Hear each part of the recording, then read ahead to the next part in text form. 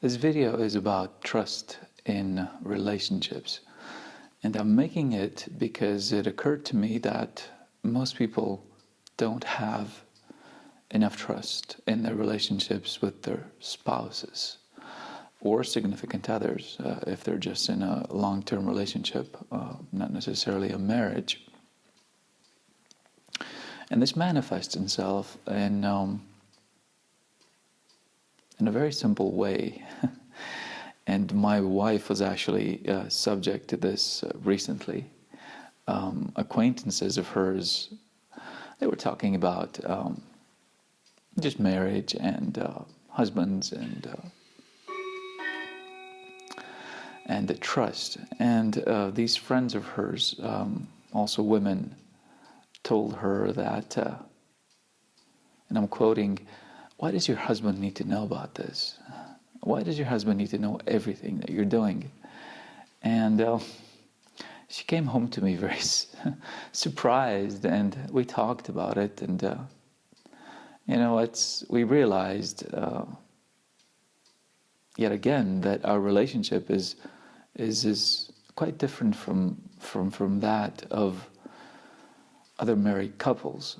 And I wanted to make this video to talk about this because I think it's vitally important for the long-term health of a marriage that the husband and wife do talk about everything, and they know each other as well as two people can know each other, actually even more than that. And I'm not trying to set myself up as a shining example on a pedestal when I'm talking about this. I'm not trying to say that what I have with my wife is better. What I am trying to say is that what I have with my wife works very well for us, and it's kept us together for a long time. We've been together for, we've been together since 2002. We got married in 2003. So that's 13 years of marriage, right? 13 years this year, yeah. And 14 years of being together. Now, that's not a lot compared to a lifetime of marriage, of two people being together, but I think if you ask other couples that have been together a long time about trust and about knowing of each other's doings, I think they'll probably have the same answer that I have for you, which is that you do need to tell your wife everything, and vice versa. And you need to share everything with each other if you want there to be a healthy relationship.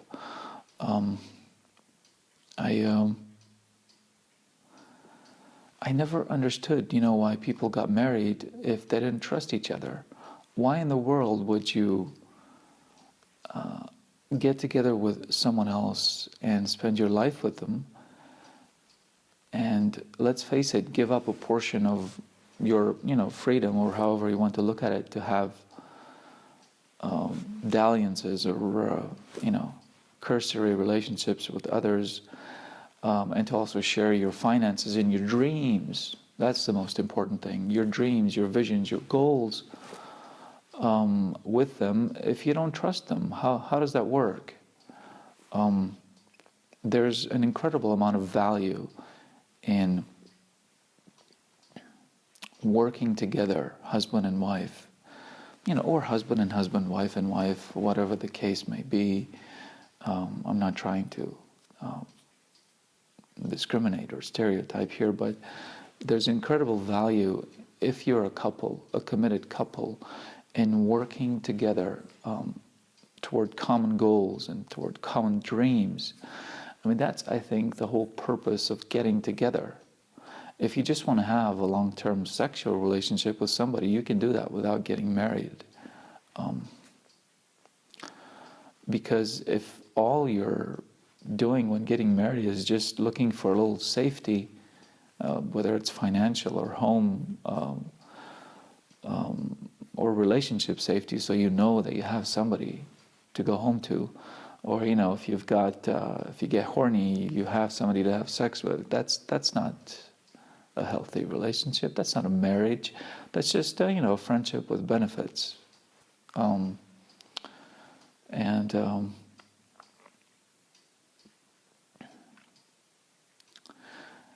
the thing that tied my wife and I together really well was that both of us were desperately looking for somebody to share their lives with completely. And we didn't compromise, and we were willing to forego other relationships or let go of other relationships, as the case may be, or opportunities, however you want to look at it, in order to achieve this wonderful thing, which is two halves coming together and their lives meshing completely, and then becoming a whole that works together through life. And it's not codependency. We're not codependent on each other. We're not depend on each other for, I don't know how that kind of relationship works, because we don't dominate each other. We're equal parts of a relationship. We respect each other. But we continually work to further the trust between us and to share everything with each other, whatever we're thinking or feeling, because everything that goes on in our heads affects our relationship, our marriage. And if you don't share it with your spouse, we don't talk about it with them, you end up building things in your head that don't necessarily reflect reality, and it turns into conflict, or maybe it turns to the dissolution of that marriage over time, or maybe it makes you turn to somebody else for comfort, and that of course also destroys the marriage, everything that you've built together. I'm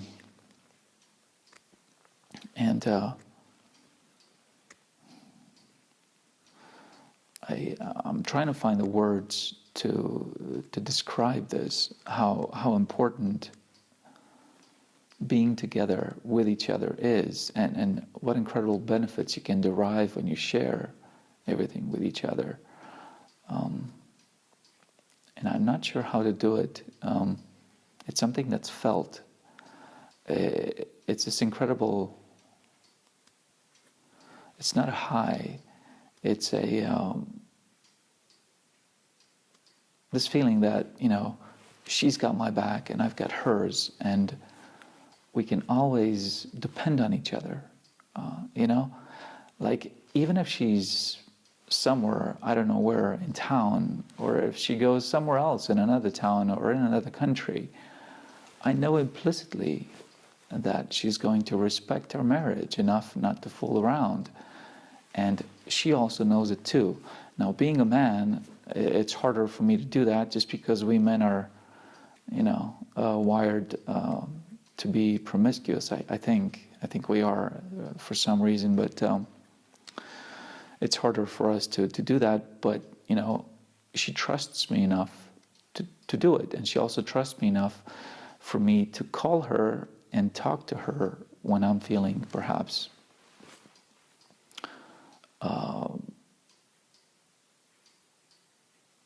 tempted to do something that would screw up our relationship.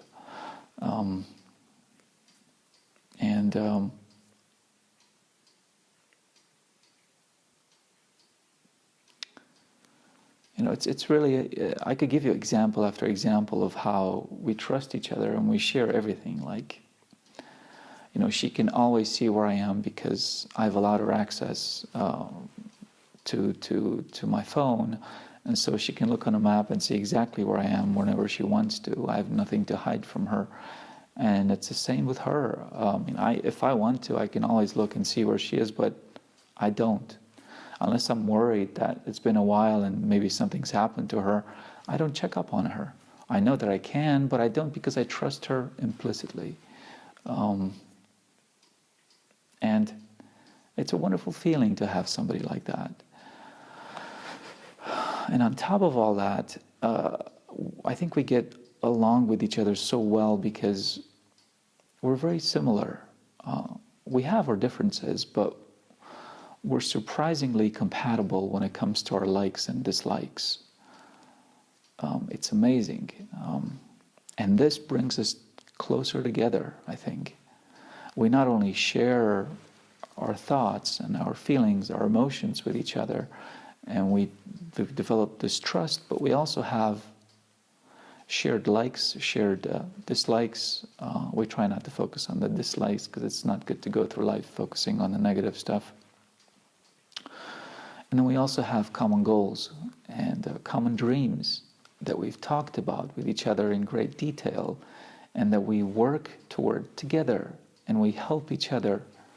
We form this incredible team, and we help ourselves, each other, to achieve those goals. And if you don't have that in your relationship,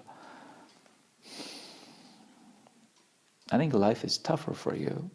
It's a lot tougher, because life is hard. You know, the world is a difficult place to be in, and it's a wonderful thing to have somebody whom you know loves you and respects you and wants you to be well and is willing to do whatever she can to help you.